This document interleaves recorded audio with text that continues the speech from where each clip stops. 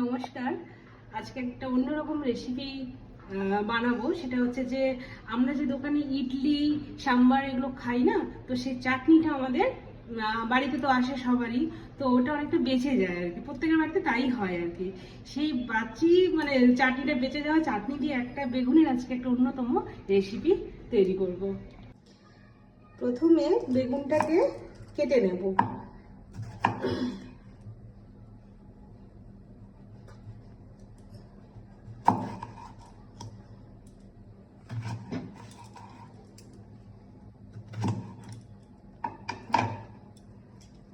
Just এইভাবে কেটে নিতে হবে বেগুনটাকে।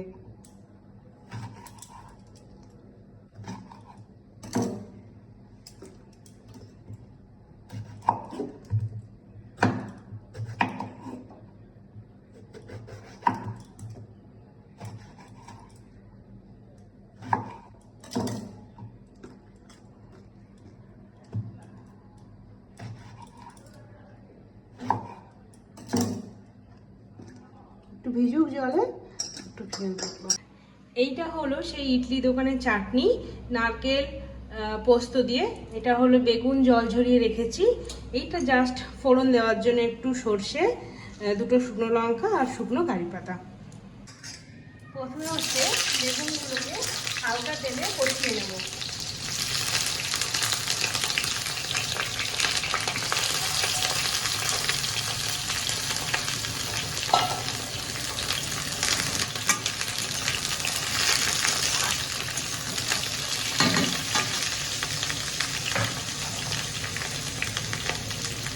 জাস্ট একটু সেদ্ধ হওয়ার জন্য একটু লবণ দিয়ে দেব।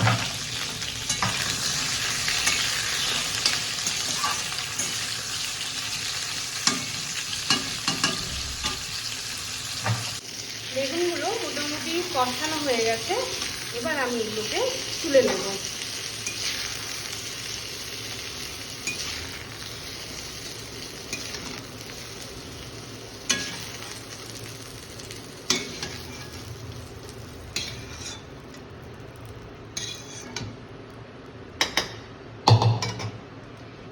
জাস্ট অল্প একটু তেল দেব।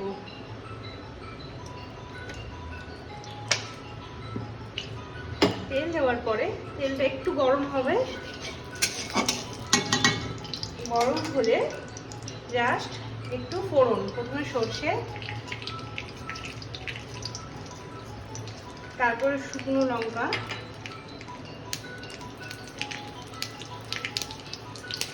জাস্ট এইভাবে, আর একটু কারি পাতা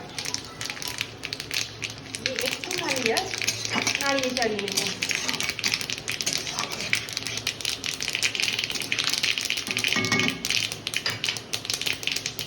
আর একটু হলুদ।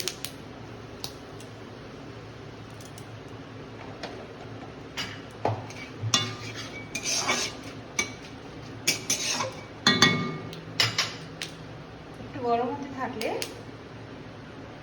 এই যে চাটনিটা এটা এবার দিয়ে দেবো।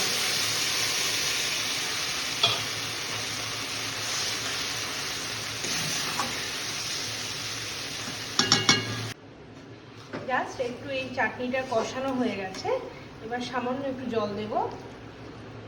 প্রয়োজন মতো আপনারা জল দেবেন।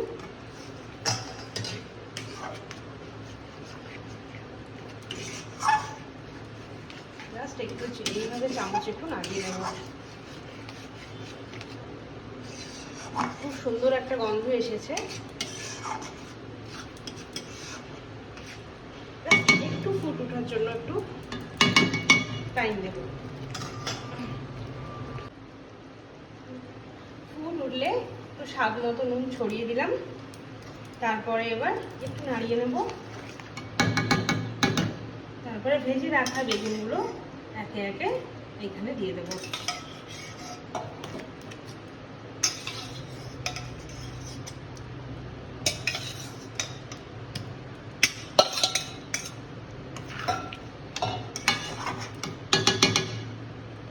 জাস্ট একটু প্রয়োজন মতো, স্বাদ মতো আপনারা একটু চিনি দিয়ে দেবেন।